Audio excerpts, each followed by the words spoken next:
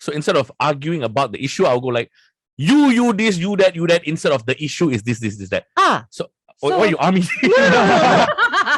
I'm agreeing with you. I'm agreeing. I thought I was going to kena.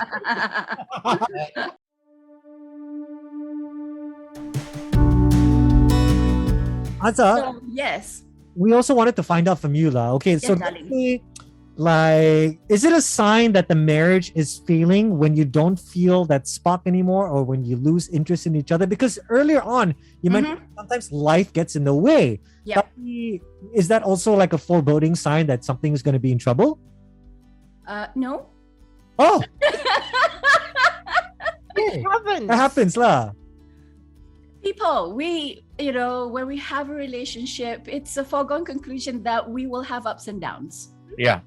We will have quiet times. We will have trying times. We will have, I want to wring your neck time, and that isn't necessarily a sign of failure. But for me personally, in my practice and my experience, it's a sign of something's going wrong.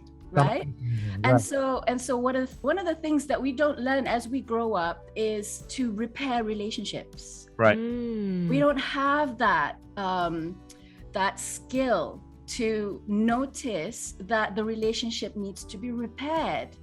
So instead of, we don't have those tools. So what happens next? We just sit in our pout, and we sit in our feeling blamed and criticized and defensiveness for a certain amount of time because we have no tools to reconnect. Yeah. So that's kind of where we lack skill. Right. And so go and find out how to do that. Lots of stuff online that will help you.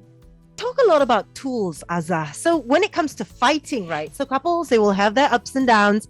So maybe you can give us some tools that couples can use in order to fight healthily. Yes. I have, this is a pet peeve of mine. A lot of people ask me, can we fight healthily? Is there such thing as a healthy fight? If I may, I think I've learned a lot from Aishah in this years of partnership that we had, right? Okay. I used to fight dirty. And I know this for a fact because when I fight dirty, I will pick and point and purposely put you down with words, right? Right. And, like, go all out and bury you with words. I have a tendency of character assassinating as well. So instead of arguing about the issue, I'll go like, you this, you that, instead of the issue is this, that. So why you army? I'm agreeing with you. I thought I was going to kena. So after knowing Aishah, he said, hey, look, I had this fights with my husband as well. Maybe you should fight about the issue rather than the person. Or see how, like for me, for instance, like a tool or a way I sort of change things also is that how do I feel about this? What is this situation making me feel? So it was rather than pointing a finger, it was more of a reflective, you need to understand why I'm reacting like this because I am processing this in my head because of the said situation. Exactly. You took the words right out of my mouth. Wow, So very good already, yeah? yeah, very good already. You're very healthy. So yes, we're going to come back to about self-edit, right? Editing yourself. So when we are upset, we want to find somebody to blame. So that's what happens in a relationship. We will, character assassination, if I can borrow Prem's words, because you are upset. To me, when I hear that is you expressing anger and upsetness and sadness, right? Yeah. That's how you express that.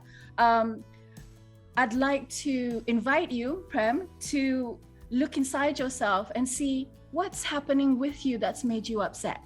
What's happening with you that's making you angry? What is it? Put some words and feeling words into it. And then I'm going to borrow a little bit from Aishah. How do I feel? How does this situation make me feel? And then you can immediately feel the tension calm down. And so, and you can speak to each other in a more civilized, if I can use that word, manner, and a more calm manner. And because you're expressing how you feel. Now, the person that's listening is I would invite them to listen for bids of connection, which is your partner is expressing something that is emotional and it's affecting them. Just sit down and listen and be open and kind of validate how they feel. Once you do that, I tell you, the resources to get things done and fixed is so much easier because it'll come out from there naturally. Right. Could I just add on to that as well, that it's always good to have like open conversation with yourself where you talk to yourself out loud? Absolutely.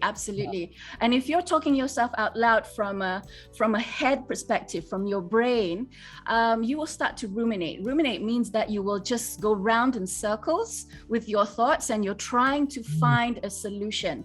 Now, I'd like to invite you guys to bring it down to the heart level and ask yourself, how do I feel about this? Because feelings are wise, feelings are full of data. Is something, and feelings and emotions will give you the answers and the resources to actually find out what to do next. It is amazing when you put it down to your heart. And usually people, ladies, some ladies are good at it. Some ladies are just like the men, they can't do it. And sometimes some of the men do it very well. Yep. Some men don't. So it's not a gender thing. So, hand on heart, how am I feeling? Okay. Well